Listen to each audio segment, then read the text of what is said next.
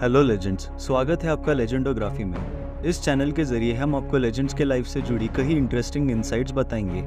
हम ये भी जानेंगे कि क्या है वो एक्स फैक्टर्स जो उन्हें लेजेंड बनाते हैं। आज के वीडियो में हम सैम मानेकशॉ के बारे में 50 इंटरेस्टिंग फैक्ट्स जानेंगे जो शायद ही कोई जानता हो। Let's dive into the video. Sam Manekshaw का असली नाम सैम होर्मुज़जी फ्रामजी जमशेदजी मानेकशॉ है। सैम बहादुर ये निकनेम उन्हें गुरखा रेजिमेंट में पड़ा। गुरखा जवान उन्हें रिस्पेक्ट के साथ बहादुर कहा करते। सैम का जन्म 3 अप्रैल 1914 को अमृतसर के एक पारसी परिवार में हुआ।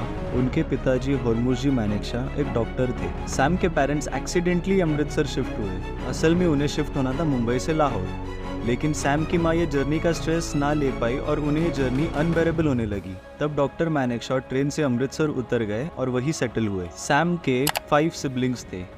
उन्हें 3 भाई और 2 बहनें थी। हमारे फील्ड मार्शल 5th चाइल्ड थे। सैम ने अपनी पढ़ाई नैनीताल के रेप्यूटेड शेरवुड कॉलेज से की। सैम गायनेकोलॉजिस्ट बनना चाहते थे।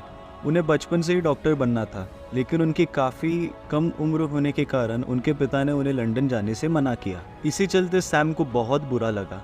गुस्से में आके उन्होंने इंडियन मिलिट्री एकेडमी यानी IMA के एंट्रेंस एग्जाम में अपीयर हुए। ना ही अपीयर हुए बल्कि Sam one of the 15 selected candidates में से थे। मेरिट लिस्ट में वे 6th रैंक पे रहे। सैम के पिता होर्मुज़जी मानेकशॉ ने ब्रिटिश इंडियन आर्मी को फर्स्ट वर्ल्ड वॉर के दौरान सर्व किया। अक्टूबर 1932 में सैम IMA के फर्स्ट बैच ऑफ कैडेट्स का हिस्सा बने। IMA को एस्टेब्लिश करने की idea field marshal sir Philip Chetwode की रही, जो ऐसा इंस्टीट्यूशन बनाना चाहते थे जहां इंडियन ऑफिसर्स ट्रेन हो। इस फर्स्ट बैच को द पायनियर्स कहा गया। 1934 में फील्ड मार्शल सैम मानेकशॉ की first posting 2nd battalion the royal Scots में हुई। वही उनकी second posting 4th battalion of 12 frontier force regiment में करी गई। ये बाद में 6th बटालियन रीनेम की गई। Sam met love of his life and wife Siloo Bode on April 22, 1939 in Bombay. इस कपल को 2 डॉटर्स हुई, शेरी इन 1940 एंड माया इन 1945। भारत के बंटवारे के बाद सैम की battalion the 54th Sikh Pakistan army का हिस्सा बनी। वही दूसरी ओर सैम ने इंडिया में रहने का प्रेफर किया। अब 54 सिख को 4/12 फ्रंटियर फोर्सेस कहा जाता है। पार्टीशन होते होते कश्मीर का मुद्दा आग पकड़ने लगा। पाकिस्तानियों ने कश्मीर में इन्फिल्ट्रेशन स्टार्ट किया।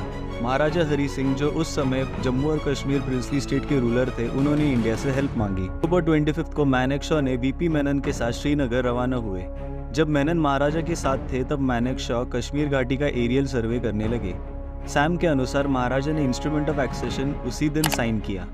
इंस्ट्रूमेंट ऑफ एक्सेशन एक ऐसा इंपॉर्टेंट डॉक्यूमेंट था जिसे साइन करते ही कश्मीर इंडिया का पार्ट बनेगा और उसके बाद ही इंडियन फोर्सेस एक्शन में आ सकेगी। लॉर्ड माउंटबेटन और प्राइम मिनिस्टर जवाहरलाल नेहरू को ब्रीफ किया गया। मानेकशॉ ने कश्मीर को कैप्चर होने से बचने के लिए तुरंत सेना को भेजने की सुझाव दी। उनकी ये भी एडवाइस थी कि कश्मीर इशू को UN में ना लिया जाए। आखिर ये नेहरू की बड़ी भूल साबित हुई। सैम ने अपने करियर में 5 युद्ध लड़े। 1942 में वर्ल्ड वॉर 2, 1947 में इंडो पाक पार्टीशन वॉर, 1962 में सिनो इंडियन वॉर, 1965 में इंडो पाक वॉर और 1971 के बांग्लादेश लिबरेशन वॉर। एक बार वर्ल्ड वॉर 2 के दौरान पगोड़ा हिल्स के पास लड़ते समय उन्हें पेट में सीरियस इंजरी हुई। उन्हें बचाया गया और उन्हें एक ऑस्ट्रेलियन सर्जन के पास ले जाया गया, जिन्होंने उनके बॉडी में से 9 गोलियां बाहर निकाली। Sam Manekshaw sense of humour के बादशाह थे। जब डॉक्टर ने वजह पूछी तो जनरल मानेकशॉ ने जवाब दिया, "A donkey kicked me." 1971 के युद्ध के दौरान सैम मानेकशॉ एक मेडिकल कैंप को विजिट कर रहे थे। उन्होंने वहां एक इंजर्ड सोल्जर से उनकी हेल्थ के बारे में पूछा।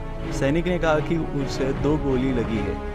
जनरल मानेकशॉ ने उसे सार्केस्टिकली कहा, "जब मैं तुम्हारी उम्र का था तो मुझे 9 गोलियां लगी है और देखो आज मैं जनरल हूँ।" मानेकशॉ को एज अ मेजर जनरल 1 मार्च 1959 को प्रमोट किया गया। 1961 में थिमैया ने चीफ ऑफ आर्मी स्टाफ के रूप में रिजाइन किया और उन्हें जनरल प्राणनाथ थापर ने रिप्लेस किया। इस साल के पहले ही मेजर जनरल ब्रिजमोहन कौल को प्रमोट करके लेफ्टिनेंट जनरल बनाया गया। उनके नेहरू और कृष्ण मेनन के साथ अच्छे रिश्ते होने के कारण उन्हें फेवर किया गया। इसे सीनियर ऑफिसर्स, जिसमें मानेकशॉ भी थे, स्ट्रांगली क्रिटिसाइज किया और आर्मी में पॉलिटिशियंस की इन्वॉल्वमेंट पर कई सवाल उठाए। इसी कारण उन्हें एंटी नेशनल तक डिक्लेयर किया। रक्षा मंत्री VK कृष्ण मेनन को सैम का स्ट्रेट फॉरवर्ड नेचर पसंद नहीं था और उनके खिलाफ उन्होंने एक कोर्ट ऑफ इंक्वायरी शुरू की। मानेकशॉ को मोर ब्रिटिश और लेस इंडियन कहा गया, but destiny had other plans and 1962 में इंडो चाइना वॉर हुआ। ये इंडियन गवर्नमेंट और इनकॉम्पिटेंट पॉलिटिशियंस के लिए एक रियलिटी चेक था। युद्ध के कारण ये प्रोसीडिंग्स रोकनी पड़ी। जैसे ही उन्होंने पोस्ट संभाली, मानेकशॉ को एक अहम बात नोटिस हुई। चाइना के साथ होने वाले युद्ध में 4 कॉर्प्स के फेलियर में एबल लीडरशिप ना होना एक महत्व कारण था। नेहरू अपने बेटी इंदिरा गांधी और चीफ ऑफ आर्मी स्टाफ के साथ हेडक्वार्टर्स पर आए थे। उन्होंने ट्रूप्स को आगे बढ़ते हुए देखा। नेहरू ने कहा कि उन्हें और सोल्जर्स की शहादत नहीं चाहिए। तब मानेकशॉ ने उत्तर दिया कि उन्हें अपने ट्रूप्स को अपने तरीके से नियंत्रित करने की अनुमति दी जाए। इंदिरा गांधी ने इंटरफेयर किया और मानेकशॉ को आगे बढ़ने को कहा। वैसे तो इंदिरा गांधी के पास कोई ऑफिशियल पोस्ट नहीं थी, लेकिन उनका गवर्नमेंट में काफी इन्फ्लुएंस था। Gentleman, I have arrived, there will be no withdrawals in 4 corps, thank you.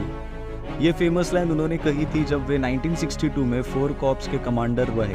And the rest is history. दिसंबर के महीने में 4 कॉर्प्स ने अरुणाचल और आसाम रीजन से चाइनीज को पीछे ढकलना स्टार्ट किया। 1967 में इंडिया ने नथुला पास के यहाँ चाइनीज आर्मी को मुंह तोड़ जवाब दिया। जब lieutenant general Sam Manekshaw chief of army staff के रूप में टेम्परेरी बेसिस पे एफिशिएट कर रहे थे, चाइनीज आर्मी को ये रियलाइज हुआ कि 1967 की इंडियन आर्मी वो नहीं थी जो उन्होंने 1962 में देखी थी। एक दिन सैम अपने स्टाफ कार में डमडम एयरपोर्ट जा रहे थे। वहाँ एक प्रोटेस्ट था जिसने रोड को ब्लॉक किया था। उनका ड्राइवर कार को मोड़ने लगा, लेकिन सैम ने उसे रोकने को कहा। सैम कार से बाहर निकले और सीधे प्रोटेस्ट के लीडर की ओर बढ़े। सैम ने उसके कंधे पर हाथ रखा और घोषित किया, आई एम सैम मानेकशॉ। इसे सुनते ही प्रोटेस्ट के लीडर्स मानो डर गए और तुरंत रास्ता क्लियर किया।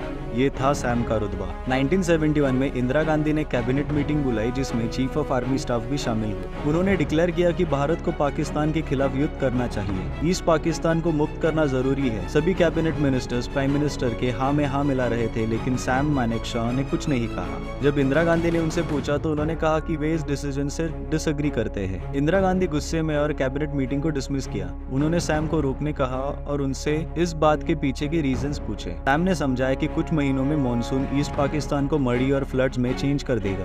ब्रह्मपुत्र नदी उनके लिए समुद्र बन जाएगी जिससे उनके टैंक्स का उपयोग नहीं हो पाएगा। उन्होंने समझाया कि सक्सेसफुल ऑफेंसिव चलाने के लिए सीमाओं तक सड़क बनानी होगी, रिसोर्सेज मैनेज करने होगी और ईस्ट फ्रंट पर चाइना के खिलाफ और वेस्ट फ्रंट पर पाकिस्तान के खिलाफ डिफेंस को मजबूत बनाना होगा। इंदिरा गांधी ने सेना चीफ से अग्री किया। जनरल मानेकशॉ ईस्ट पाकिस्तान को मुक्त करने के चाणक्य बन गए। एक बार उनसे ये पूछा गया कि अगर पार्टीशन के समय वे पाकिस्तान को चूज करते तो क्या होता, तो उन्होंने सार्केस्टिकली जवाब दिया, then Pakistan would have won all the war. Manekshaw ने रेडियो संदेश के जरिए 9 दिसंबर 1971 को पाकिस्तान आर्मी को सरेंडर होने का ऐलान किया। हफ्ते भर में ही पाकिस्तान आर्मी ने अपने घुटने टेक दिए। जब पीएम इंदिरा गांधी ने मानेकशॉ से कहा कि ढाका जाकर पाकिस्तान सेना से सरेंडर करवा ले, तो उन्होंने इनकार किया। उन्होंने कहा कि इसका सम्मान ईस्टर्न कमांड के chief lieutenant general Jagjit Singh Arora को जाना चाहिए। युद्ध के बाद डिसिप्लिन मेंटेन करते हुए मानेकशॉ ने लूट और रेप रोकने के लिए कड़े आदेश दिए। मानेकशॉ ने कहा, जब आप किसी बेगम को देखते हो तो अपने हाथ अपने जेब में रखो और सैम को याद करो। 1971 के इंडो पाक वॉर के बाद 90,000 से अधिक पाकिस्तानी सोल्जर्स इंडियन आर्मी के कब्जे में आए। युद्ध के बाद सैम प्रिजनर्स ऑफ वॉर से एक कप चाय के दौरान व्यक्तिगत बातचीत करते रहे। हर साल 16 दिसंबर को विजय दिवस सेलिब्रेट किया जाता है। मानेकशॉ सच में एक महान लीडर रहे। मानेकशॉ ने एक मजेदार किस्सा बताया। 1947 के पहले सैम और पाकिस्तानी प्रेसिडेंट याया खान दोनों ब्रिटिश आर्मी में थे।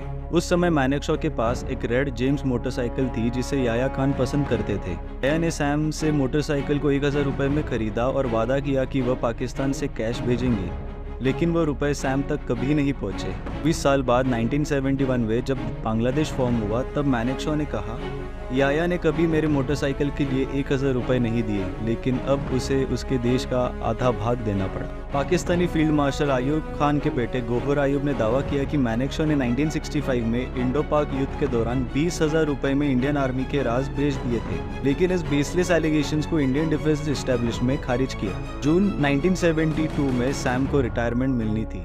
तब उनका टेन्योर 6 महीने और बढ़ाया गया ताकि उन्हें फील्ड मार्शल का प्रमोशन मिले। पहले इंडियन ऑफिसर है जो फील्ड मार्शल बने। 1973 में मानेकशॉ को फील्ड मार्शल के पद से सम्मानित किया गया।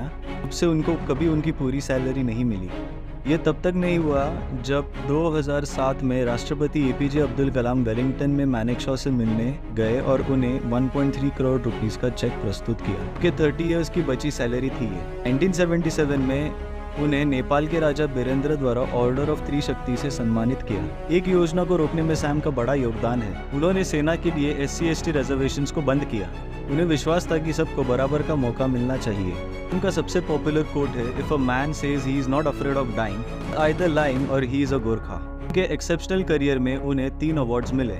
पहला उन्हें वर्ल्ड वॉर 2 के दौरान मिलिट्री क्रॉस मिला। दूसरा और तीसरा पद्म भूषण और पद्म विभूषण है, जो 3rd और 2nd हाईएस्ट सिविलियन अवार्ड्स है। जब इंदिरा गांधी को 1971 के बाद सैम की पॉपुलैरिटी देख ऐसा लगा कि आर्मी कभी भी तख्ता पलट कर सकती है, तब सैम ने अपने स्टाइल में उन्हें रिप्लाई दिया, mind your own business, I will mind mine, you kiss your own sweet heart, I will kiss mine, I don't interfere politically as long as nobody interferes with me in the army. वो उनकी किसी भी picture को inspect कर सकते हैं। आपको देखने को मिलेगा कि फील्ड मार्शल ने कभी भी सनग्लासेस नहीं पहने। के पीछे की कहानी है कि जब वे एक यंग ऑफिसर थे तब वे क्रूक्स सनग्लासेस पहन के रोड पे चल रहे थे।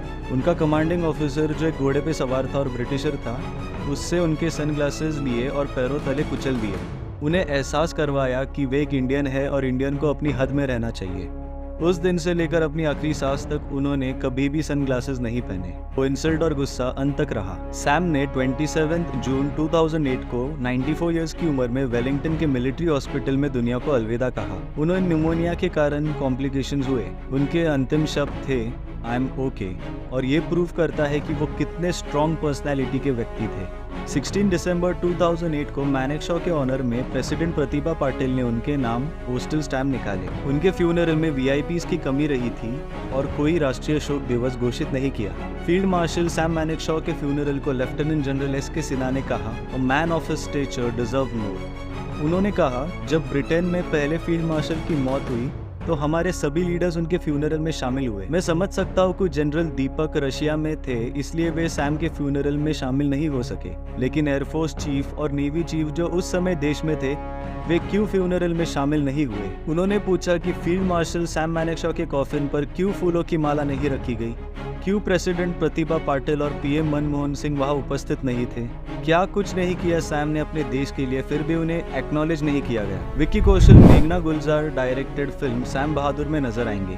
रिसेंटली ट्रेलर लॉन्च के अवसर पर विक्की ने रिवील किया कि उन्हें लगता है कि वे सैम जितने हैंडसम नहीं। सैम मानेकशॉ की लेगेसी की याद में उनके कई स्टैच्यूज बनाए गए। उनमें से जो नोटवर्दी मेंशंस है वो ऊटी और पुणे में उभरे स्टैच्यूज है। What can we learn from Sam Manekshaw? Sam Manekshaw से सीखने लायक कई चीजें हैं। वे एक होलिस्टिक लीडर थे। हम आज इस ग्रेट लीडर्स के फेमस कोट्स जानेंगे और इसी के साथ उनकी पर्सनैलिटी डिकोड करेंगे। जो पहला कोट है, a yes man is a dangerous man, ये सजेस्ट करता है कि जो इंडिविजुअल हाँ में हाँ मिलाता हो और जिसके खुद के कोई ओपिनियंस नहीं हो, वो बहुत डेंजरस होता है। ऐसे लोग इंडिपेंडेंट थॉट, क्रिटिकल जजमेंट और willingness to express views lack करते हैं। सैम मानेकशॉ के लाइफ का ही अगर एक हिस्सा उठाए तो उनसे पूछा कि अगर आप 1962 में चीफ ऑफ आर्मी स्टाफ होते तो क्या इंडिया चाइना से फिर भी युद्ध हारता? तो उनका जवाब नहीं था। उन्होंने कहा कि हमारे सोल्जर्स की बहादुरी पे उन्हें कोई शक नहीं। इशू ये था कि उस टाइम के जनरल ने फॉर्मली पीएम नेहरू को ग्राउंड रियलिटी नहीं समझाई। प्रिपरेशन के बिना हम हारेंगे ये उन्होंने नहीं बताया। वही एयरफोर्स यूज करने पे भी प्रेस नहीं किया। इस जगह मानेकशॉ ने इंदिरा गांधी से डिसएग्री करते 1971 में तुरंत हमला ना कर प्रिपेयर होने के लिए टाइम लिया। दूसरा कोट है, गिव मी अ मैन और a woman with common sense and who is not an idiot and I will assure you that I will make a leader out of him और हर। ये coat imply करता है कि common sense और बेवकूफ़ी avoid करने वाला कोई भी लीडर बन सकता है। कॉमन सेंस का मीनिंग होता है कि रैशनल और साउंड जजमेंट देना जो बैक्ड होता है कोई सिचुएशन और फैक्ट पे। वही दूसरी ओर सैम कहते हैं to avoid being an idiot. For example, एक लीडर जो वेल थॉट डिसीजंस लेता हो, सबसे इम्पोर्टेंट है कि जो अपनी गलतियों से सीखता हो और उन्हें रिपीट ना करता हो, उस इंडिविजुअल में फुलिशनेस नहीं होती। The best thing is leaders are not born but made. Sam इस आइडियोलॉजी को स्ट्रांगली प्रमोट करते थे। अगर आपको सैम मानेकशॉ का लीडरशिप पर वीडियो देखना हो तो डिस्क्रिप्शन में दिए गए वीडियो को देखें। मेरी मानो तो ये video one of the best videos on leadership है। आज के लिए बस इतना ही। अगर आपको ये वीडियो पसंद आया हो तो इसे शेयर करें और लेजेंडोग्राफी चैनल को सब्सक्राइब करें। सी यू सून फ्रेंड्स।